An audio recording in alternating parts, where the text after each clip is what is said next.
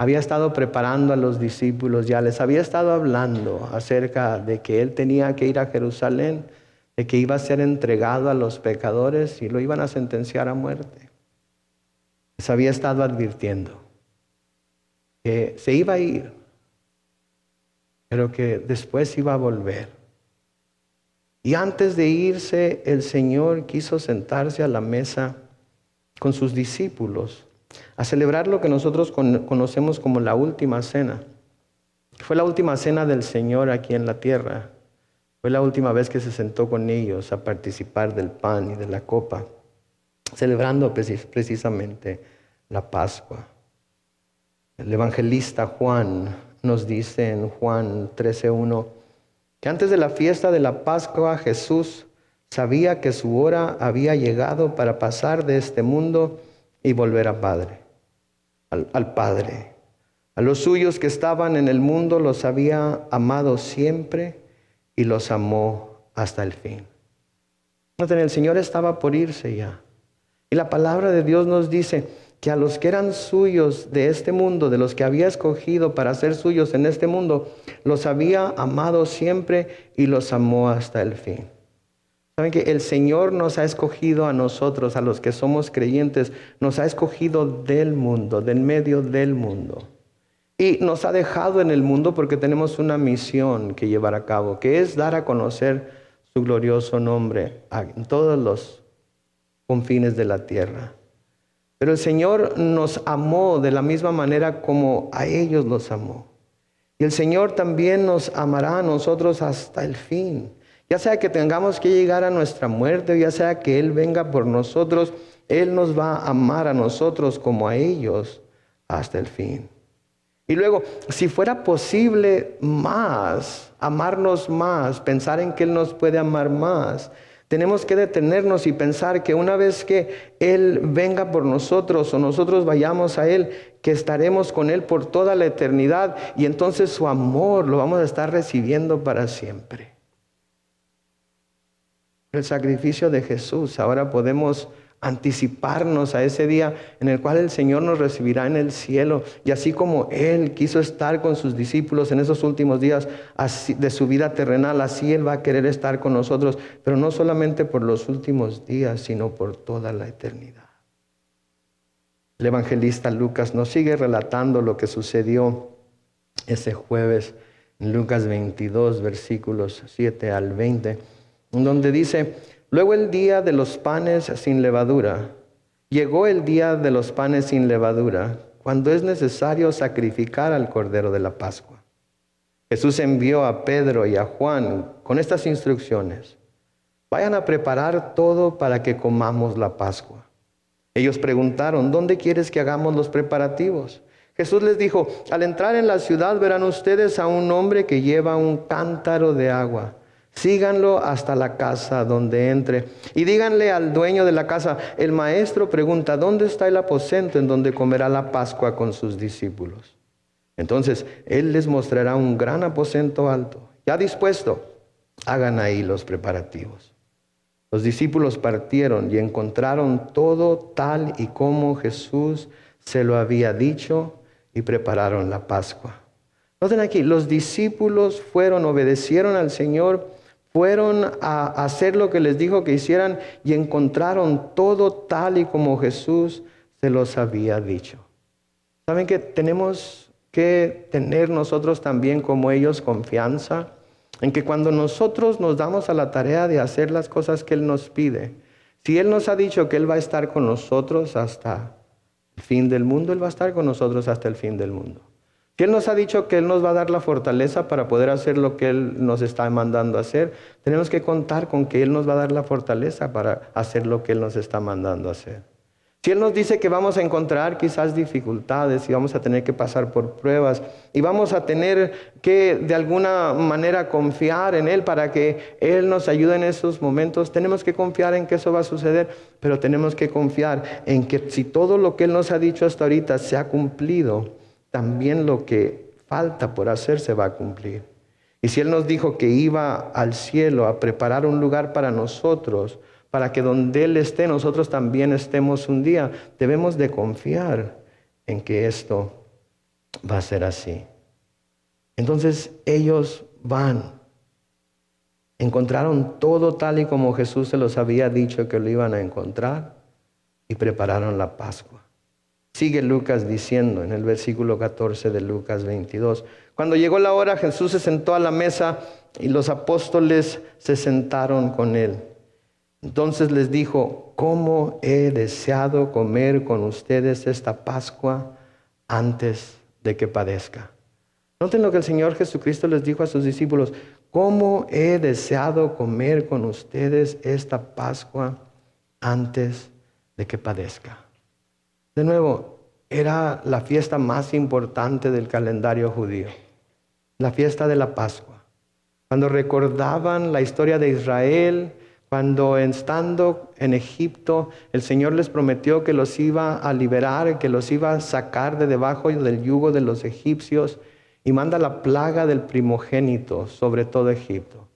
Y le dice al pueblo de Israel que mate un cordero de 1 año perfecto, sin mancha ni arruga. Que pongan la sangre de ese cordero sobre los dinteles de sus puertas. Que cuando el ángel de la muerte descendiera sobre Egipto, todas las casas que tuvieran la sangre del cordero sobre su puerta, él iba a pasar por encima de esas casas y no iba a tocar a los primogénitos de ese lugar. Eso es lo que quiere decir Pascua: pasar por encima, pasar por alto.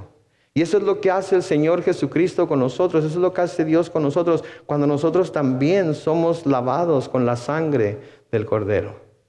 El ángel de la muerte va a pasar por toda persona. El ángel de la muerte va a venir a cobrar lo que justamente se le debe, que es la vida del pecador. Pero cuando el ángel de la muerte vea la sangre del cordero sobre nuestros corazones, el ángel de la muerte va a pasar por encima y no nos va a tocar. El Señor Jesucristo le sigue diciendo que Él ya no va a volver a comer esta Pascua hasta su cumplimiento en el reino de Dios.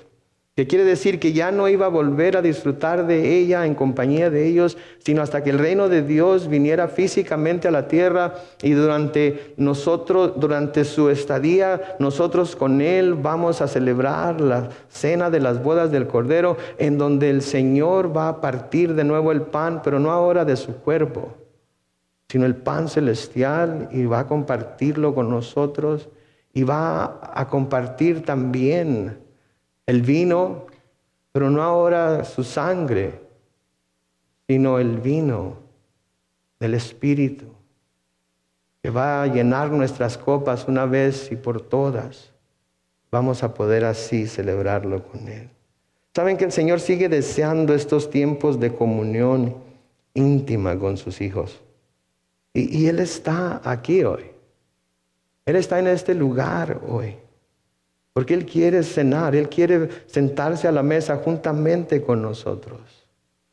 La comida en la cultura judía tiene mucha importancia. Cuando 2 personas se sientan a la mesa, comen del mismo plato, parten del mismo pan, eso asemeja que las 2 personas están haciéndose una. Eso es la que la comunión es. Eso es la que la comunión entre los santos hace. Cuando celebramos la comunión como la iglesia, lo estamos haciendo como el cuerpo de Cristo. Todos venimos juntos y como el cuerpo de Cristo participamos del pan que simboliza su cuerpo y del jugo que simboliza su sangre, y somos unos en Él. Pero no solamente somos uno nosotros en Él, sino que también somos uno con Él, porque es el cuerpo de Cristo. Él como la cabeza, nosotros como el cuerpo, cada uno de nosotros como un miembro que funciona dentro de ese cuerpo. El Señor entonces sigue deseando estos tiempos de comunión íntima con sus hijos, y Él está aquí siempre que nos acercamos a su mesa para recordar lo que Él hizo por nosotros, y pone en nuestros corazones la esperanza de que pronto nos acercaremos física y literalmente a su mesa en el cielo. Ya no va a ser una copita de jugo de uva. Ya no va a ser un trocito de galleta. Ya no va a ser por fe simbólicamente teniéndolo en nuestras manos y participando de ello, sino que vamos a estar sentados a la mesa del Señor. Lucas nos sigue diciendo en el versículo 17 de Lucas 22. Y Jesús tomó la copa dio gracias y dijo: tomen esto y repártanlo entre ustedes. Porque yo les digo que no volveré a beber del fruto de la vida hasta que venga el reino de Dios. Y luego tomó el pan, lo partió, dio gracias y les dio, al tiempo que decía: este es mi cuerpo, que por ustedes es entregado. Hagan esto en memoria de mí. Eso es lo que estamos haciendo aquí hoy. Estamos aquí reunidos para ver hacia atrás a la obra que Jesús hizo en la cruz. Para ver hacia atrás a lo que Él logró para nosotros en la cruz.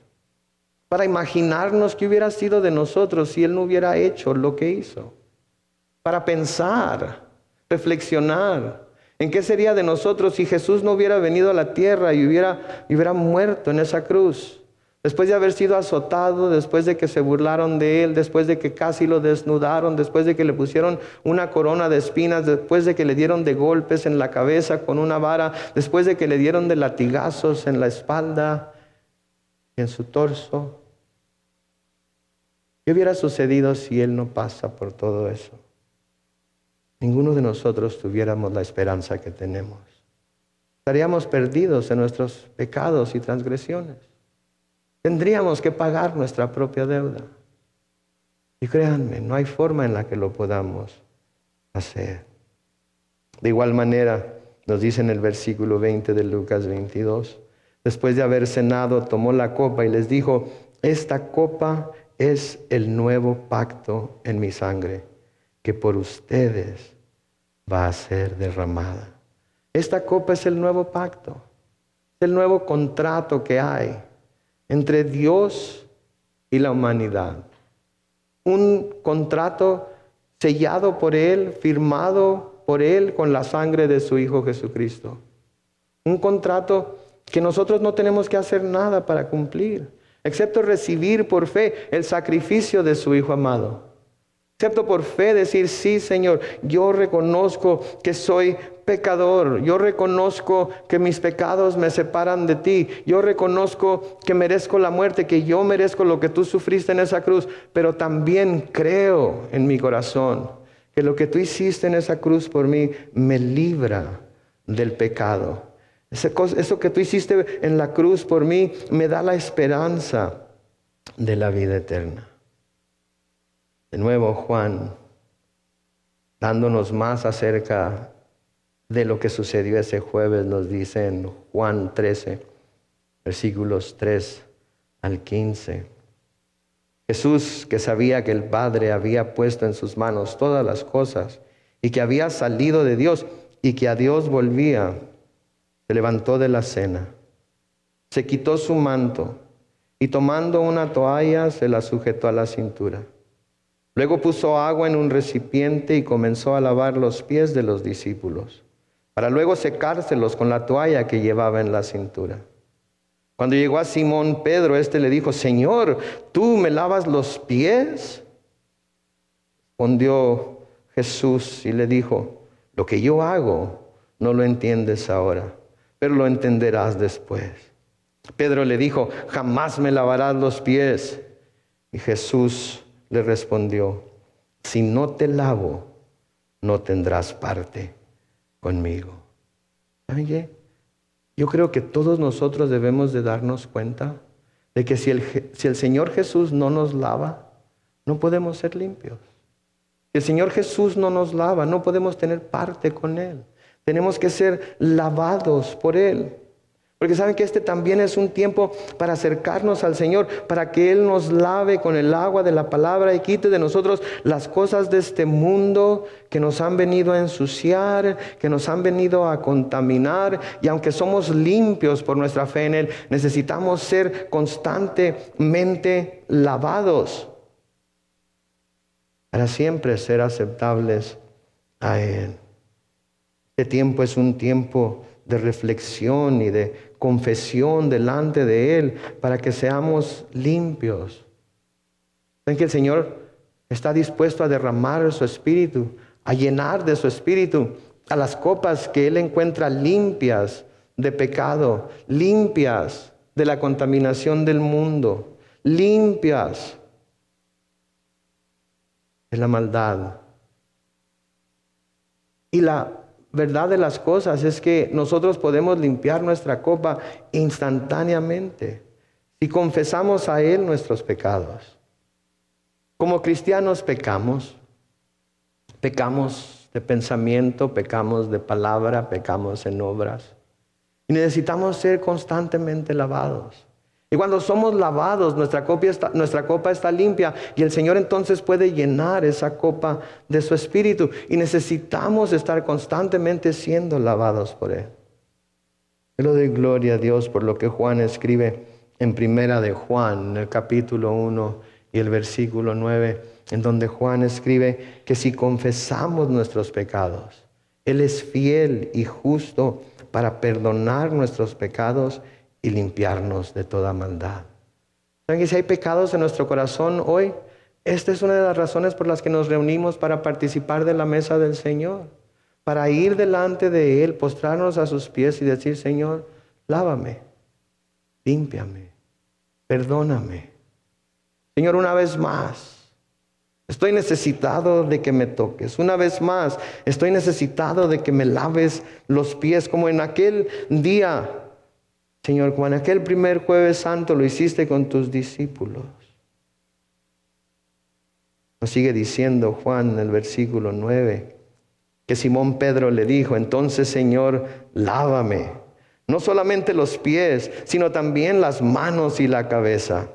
Y Jesús le dice: el que está lavado no necesita más que lavarse los pies, pues está todo limpio, y ustedes están limpios, aunque no todos. Y es que Él sabía quién lo entregaría, por eso dijo: no todos están limpios. Después de lavarles los pies, Jesús tomó su manto, volvió a la mesa y les dijo: ¿saben lo que he hecho con ustedes? Ustedes me llaman maestro y Señor, y dicen bien, porque lo soy. Pues si yo, el Señor y el Maestro, les he lavado los pies, también ustedes deben lavarse los pies unos a otros. Porque les he puesto el ejemplo para que lo mismo que yo he hecho con ustedes, también ustedes lo hagan. Oigan ustedes, el Señor les dice: ustedes me llaman Señor y Maestro y hacen bien. Eso es lo que soy. Deben de tener esa clase de reverencia, deben de tener esa clase de respeto por mí. Pero yo, el Señor y Maestro, he hoy hecho lo que el más humilde de los siervos hace, que es lavarles los pies a ustedes. ¿Y por qué nos dice que lo hizo? Lo hizo como un ejemplo para ellos, para que ellos hicieran lo mismo. Y si Él esperaba que ellos hicieran lo mismo que Él, entonces ¿saben qué? Él espera que nosotros hagamos lo mismo también. Que nos lavemos los pies los unos a los otros. Que nos sirvamos los unos a los otros como los más humildes de los siervos. Porque ese servicio también es una reflexión de Cristo. Eso también es una imagen de Cristo que nosotros debemos presentar al mundo. Seguimos el relato en Lucas capítulo 22. A partir del versículo 39 nos dice: Jesús salió y conforme a su costumbre se fue al monte de los olivos. Sus discípulos lo siguieron. Cuando llegó a ese lugar, Jesús les dijo: oren para que no caigan en tentación. Luego se apartó de ellos a una distancia como de un tiro de piedra y ahí se arrodilló y oró. Y decía: Padre, si quieres, haz que pase de mí esta copa. Pero no se haga mi voluntad, sino la tuya.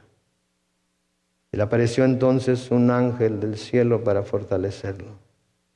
Lleno de angustia, oraba con más intensidad. Y era su sudor como grandes gotas de sangre que caían hasta la tierra. Noten la oración del Señor: Padre, si quieres, haz que esta copa pase de mí. El Señor sabía que el Padre tenía el poder para hacer que esta copa pasara de Él. Para decir: ok, hijo amado, no tienes que pasar por eso. En este momento, regrésate al cielo, a sentarte aquí a mi diestra y no pases por la muerte.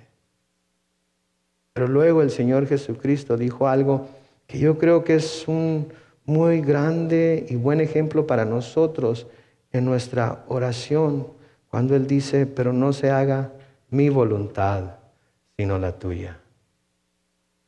Saben que muy a menudo nosotros pedimos al Señor que nos saque de la prueba. No queremos ni un momento más en ella, no queremos ni un segundo más en ella. Señor, la prueba, quítala de ahorita, de mí, ahorita mismo, en este momento. ¿El Padre puede? Sí puede. ¿El Padre quiere? Si quiere, la va a quitar, ¿no creen? Pero si no quiere, quiere decir que es su voluntad que pasemos por esa prueba. Y nosotros, como el Señor Jesús, tenemos que decir, mas no se haga mi voluntad, sino la tuya. Noten que estaba angustiado el Señor Jesús. ¿Sí? Estaba angustiado, sabía lo que venía. La cruz estaba cerca. Tan angustiado estaba que tuvo que venir un ángel del cielo para fortalecerlo. Tan angustiado estaba que oraba con más intensidad. ¿Es esa nuestra experiencia cuando estamos angustiados? Cuando estamos angustiados, oramos con más intensidad. Oramos con más urgencia. Clamamos más fuerte al Señor. Eso es lo que Jesús hizo. Ahora sabemos lo que sigue después de esto, ¿no es cierto? Jesús es arrestado, es juzgado en un juicio ilegal, es sentenciado a muerte y es crucificado. Crucificado entre dos ladrones, clavado en una cruz, sus manos y pies horadados por los clavos, sus sangres, sus sienes sangrantes, su costado traspasado con una lanza. ¿Para qué? ¿Por qué? ¿Cuál es la razón? Lo hizo para pagar una deuda de pecado que él no debía. Lo hizo para pagar una deuda de pecado que no le competía pagar. Él no había hecho absolutamente nada. Él era el Cordero blanco, perfecto, sin mancha ni arruga. Pero Él fue sacrificado para pagar nuestra deuda de pecado, porque los que la debíamos nunca hubiéramos podido pagarla. Nunca hubiéramos podido pagarla. Porque por buenos que nos queramos hacer, por buenos que queramos decir que somos, y somos muy buenos cuando nos comparamos con la persona que tenemos a un lado, pero por buenos que queramos ser y por buenas obras que podamos hacer, no importa qué tan buenas, no podemos pagar por los pecados cometidos. Pablo escribe a los romanos en Romanos 6:23, porque la paga del pecado es muerte, pero la dádiva de Dios es vida eterna en Cristo Jesús, nuestro Señor. La paga del pecado es muerte. No hay vuelta de hoja, no hay una fianza menor, no hay una multa menos dolorosa. La paga del pecado es muerte. Pero porque Jesús murió, porque Jesús derramó su sangre en la cruz, por eso ahora la dádiva o el don o el regalo de Dios es la vida eterna en Cristo Jesús, Señor nuestro. Y todos podemos recibir ese don. Todos podemos recibir ese regalo. Todos podemos recibir esa dádiva. Está ofrecida a todo el mundo. Y es muy sencillo. Pablo escribe en Romanos 10:9. Si confiesas con tu boca que Jesús es el Señor y crees en tu corazón que Dios lo levantó de los muertos, ¿qué dice ahí? Serás salvo. No dice quizás seas, no dice puede que seas. Si haces la oración exactamente como tienes que hacerla, si dices las palabras exactamente como tienes que decirlas, si las dices vestido o vestida de la manera exacta que tienes que estar vestida, si la dices con la reverencia y la humildad exacta, serás salvo. No dice, si confiesas con tu boca que Jesús es el Señor y crees en tu corazón que Dios le levantó de los muertos, serás salvo. Por eso sufrió nuestro Señor Jesucristo lo que sufrió durante su pasión. Por eso estamos aquí hoy, para recordarnos nosotros mismos de esa verdad. Para recordar lo que Él hizo, pero también para nosotros mismos una vez más escuchar las buenas nuevas del Evangelio y saber que sabemos que por lo que Él hizo nosotros podemos ser salvos también.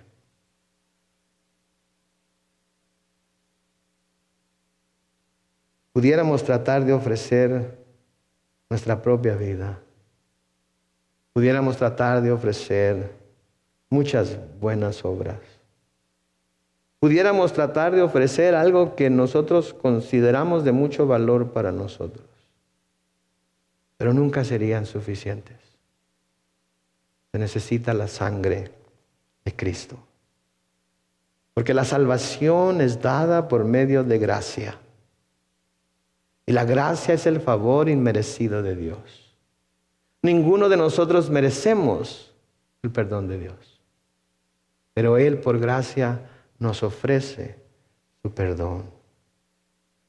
En Efesios 2, 8 y 9 dice, ciertamente la gracia de Dios nos ha salvado por medio de la fe. Y esta no nació de nosotros, sino que es un don de Dios. Ni es resultado de las obras, para que nadie se vanaglorie. Por gracia. Lo que vemos en la cruz es la gracia de Dios. Lo que vemos en la cruz es la entrega de su Hijo Jesucristo a cambio de nosotros poner nuestra fe en Él. Lo único que tenemos que hacer. Y esta noche, ya sea que ya seamos salvos, pero nos hemos rebelado contra Dios, ya sea que estamos tratando de vivir para el Señor, pero nos hemos apartado de Él. Ya sea que hayamos comenzado una vida con Él, pero luego la hemos hecho a un lado para perseguir otros intereses, otras cosas. Esta noche recordamos lo que el Señor les dijo a sus discípulos, que Él deseaba sentarse a la mesa con ellos. Él está aquí hoy. Quiere sentarse a la mesa con nosotros. Y la misma bendición que les dio a ellos por medio del pan y del vino, quiere darnos a nosotros hoy, simbolizando entre ese pan y ese vino su cuerpo y su sangre. Así es que recibamos hoy la gracia de Dios. Cualquiera que sea el caso, reciba hoy la gracia de Dios. Confiéselo como Señor y Salvador. Y crea de nuevo en su corazón que Dios lo resucitó de los muertos. ¿Y qué seremos? Salvos. Seremos salvos. Amén.